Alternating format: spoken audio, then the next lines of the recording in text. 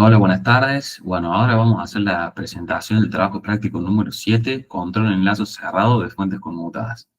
Bueno, somos el grupo compuesto por Loaces Mateo, Facundo Capdevila, Ezequiel Giorgis y Matías Moleca.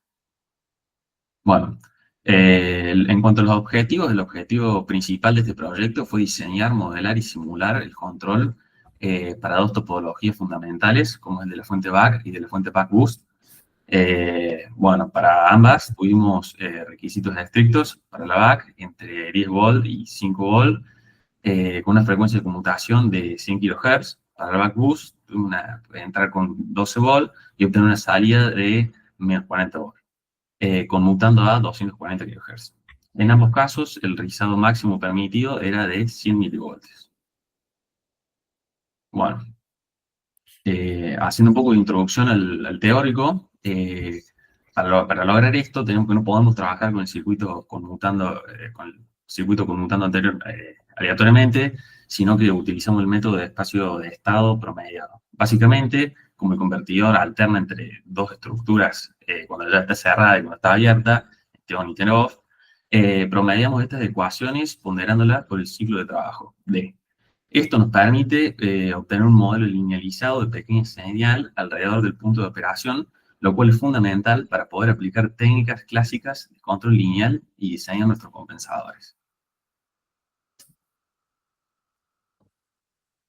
Bueno, continuando con la metodología, una vez que tenemos las ecuaciones, lo que hacemos es pasar al dominio de Laplace para obtener la función de transferencia.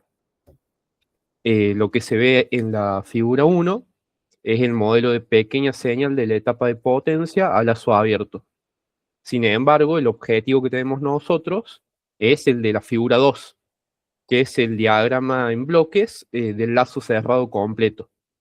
En este podemos observar cómo la tensión de salida se compara con una referencia, generando una señal de error que entra a nuestro bloque crítico, que es el compensador, GCDS. Para diseñar el compensador, ahí está, gracias, lo que utilizamos es el análisis del diagrama de Bode y nos enfocamos en dos parámetros claves para conseguir la estabilidad y asegurarla, que es la frecuencia de cruce, que define nuestro ancho de banda, y el margen de fase, que lo que buscamos típicamente es que esté entre 45 y 75 grados para evitar oscilaciones excesivas. Lo que nosotros utilizamos fue MATLAB para calcular los componentes del compensador y tener una mejor respuesta dinámica y eliminar el error estacionado mediante un compensador de tipo 3, basándonos en la respuesta de la planta original, que lo que planteamos, como se puede ver en el script, es la frecuencia, la función de transferencia del compensador y de la planta, tanto el numerador como el denominador, y a partir de eso se resolvió y se generó los siguientes scripts y los plots. Bueno, y siguiendo con el procedimiento, el primer paso fue, a partir del script de MATLAB, trazar el diagrama de Bode de la función de transferencia de la fuente, a partir del cual se extraen los datos o los requerimientos que debe tener el compensador, tanto en magnitud como en fase. Hace una comparación de las dos funciones de transferencia, tanto de la fuente como del compensador. Vemos que en cuanto a magnitud,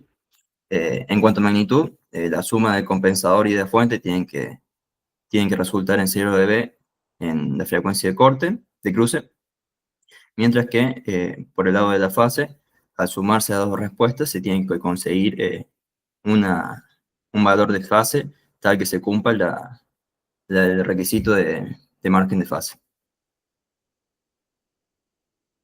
Una vez calculado el compensador y teniendo la función de transferencia de la fuente, se puede graficar la respuesta en frecuencia de la ganancia del lazo, donde se puede verificar el margen de fase de 60 grados. Y una vez teniendo eso, ya se puede graficar la respuesta en frecuencia de la planta completa reglamentada negativamente, incluyendo también el compensador, y corroborando los cálculos realizados. Una vez realizado ese análisis más matemático, más teórico, se puede implementar un modelo de simulación en Simulink para comprobar los cálculos realizados. Primeramente vemos que al lazo abierto, ante variaciones de la carga, existen variaciones de la tensión indeseadas, por supuesto, y que tienen además características de sobrepico y inestabilidad.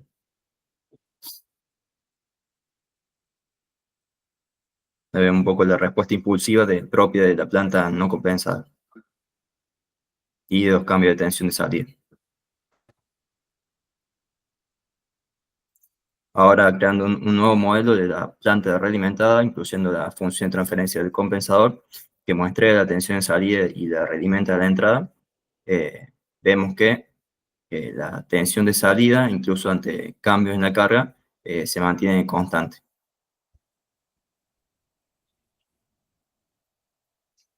Incluso ha disminuido los sobrepicos. Y en cuanto al ripple, se mantiene por debajo de lo requerido de las especificaciones, cumpliendo con lo dicho. Un ripple de 10 milivoltios. Bueno, en cuestión de la fuente Backboost, el planteo fue exactamente el mismo. Ahí vemos en MATLAB el script que se utilizó. Acá, a modo de demostrar de que funcionan los distintos métodos vistos, se planteó no la función de transferencia con numerador y denominador, sino con los términos equivalentes de K1 a K5, pero el resultado es exactamente lo mismo. Acá la única diferencia que hubo que hacer un cambio de la frecuencia de corte propuesta. Esto debido al 0 que aparece en semiplano derecho, el cual el script lo calcula y nos da que está en 2.4 kHz, teniendo una frecuencia de corte propuesta en 24 kHz, lo cual no se podía realizar. Por lo cual tuvimos que disminuir la frecuencia de corte, se seleccionó 1 kHz a modo ilustrativo para poder demostrar la compensación. Teniendo eso en cuenta, bueno, vemos que tenemos las mismas gráficas relevadas. Ahí tenemos la respuesta ante cambio de carga. Después, la respuesta separada de la fuente y del compensador se cumple en el mismo punto que dijo Ezequiel antes, que a la frecuencia de corte, la suma de ambas magnitudes de 0 dB. Lo mismo con la fase, que a la frecuencia de corte, la suma nos dé el margen de fase deseado. Bueno, una vez que tenemos esos dos, se hace la respuesta de la ganancia de lazo. Vemos ahí de que MATLAB nos marca el margen de fase y la frecuencia a la que se realiza. Vemos que es a la frecuencia de corte estipulada. Y luego, por último, ya a lazo cerrado, se obtiene la respuesta final. El procedimiento fue análogo a la fuente back. Se modela primero a lazo abierto, la fuente Backboost, y se obtienen las gráficas. Vemos de que a lazo abierto no solamente se presenta la variación de tensión, sino que ni siquiera llega a la tensión objetivo. Siendo esta de menos 40 volts, vemos que está alrededor de menos 11 volts, con un sobrepaso significativo. Ahí vemos más detenidamente la variación de nivel y el sobrepaso que tiene.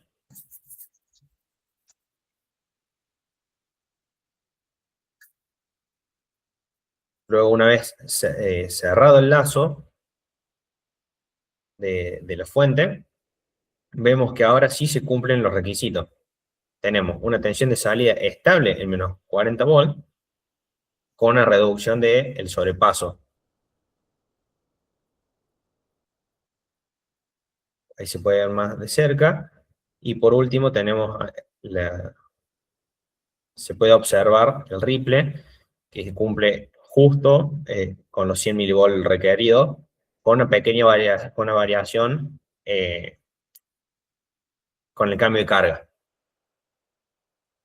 Pero en el promedio se cumple.